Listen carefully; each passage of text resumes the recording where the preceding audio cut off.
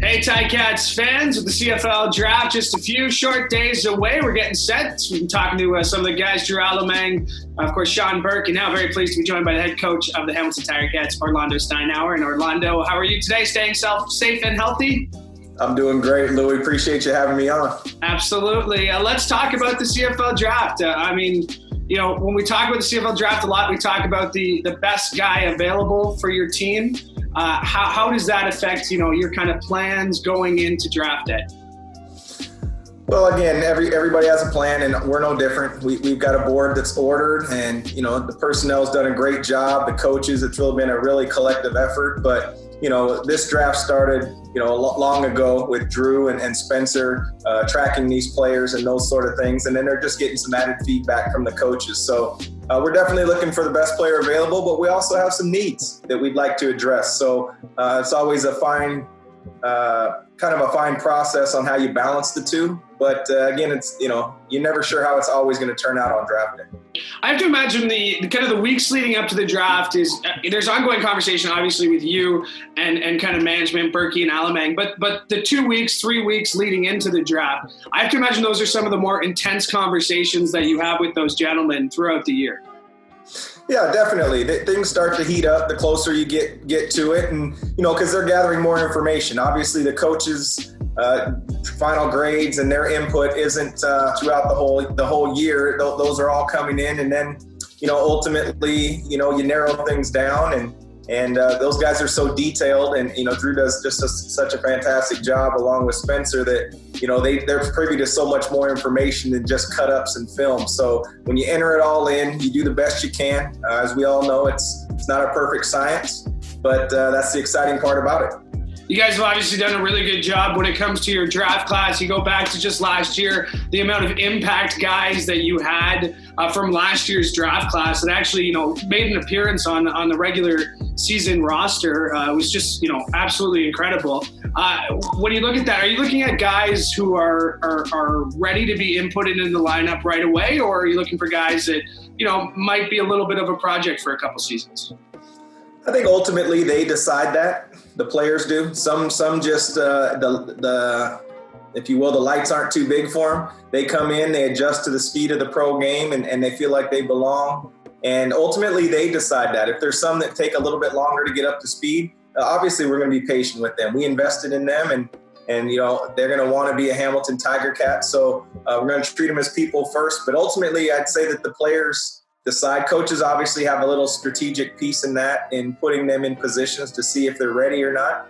But ultimately, when you can tell a lot in practice, and then in usual cases, some preseason games.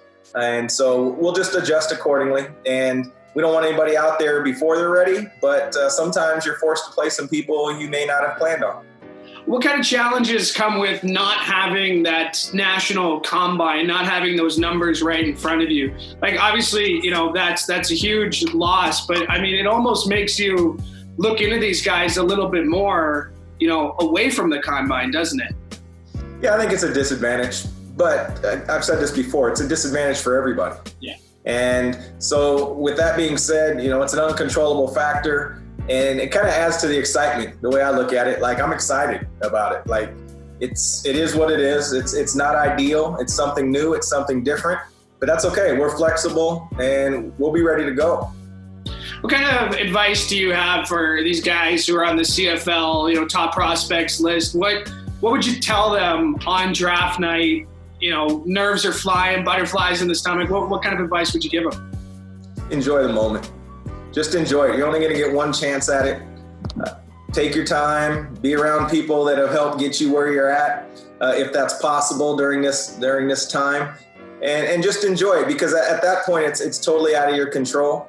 And I would just tell them to enjoy it, because you're only going to get one chance at it, and very rarely does it turn out the way that exactly how they want it to go. So I would just say embrace it and have fun.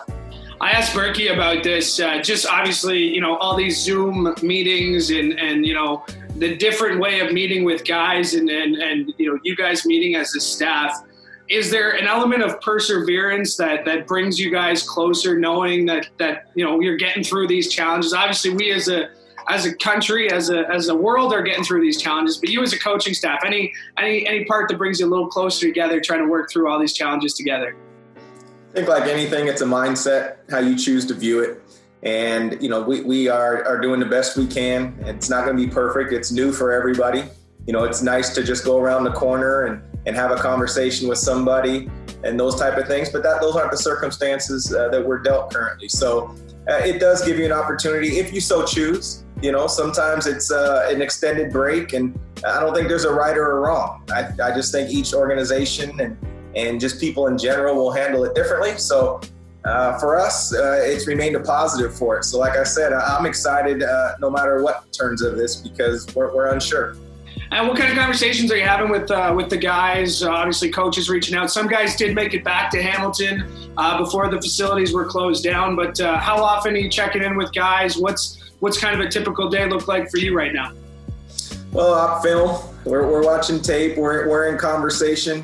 We're reaching out text message wise to the guys, and some days are more active than others. Some days it's real quiet.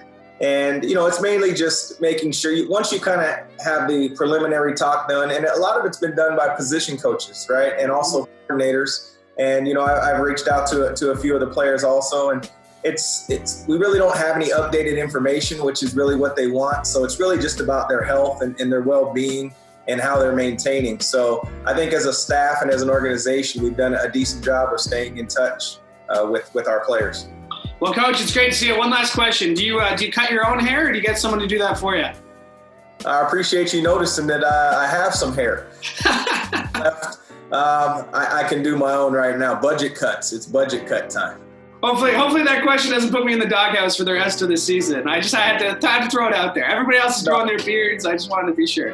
All right. I appreciate it, Louie. Thanks for having me on, brother. Awesome. Great to see you, Coach. Be well.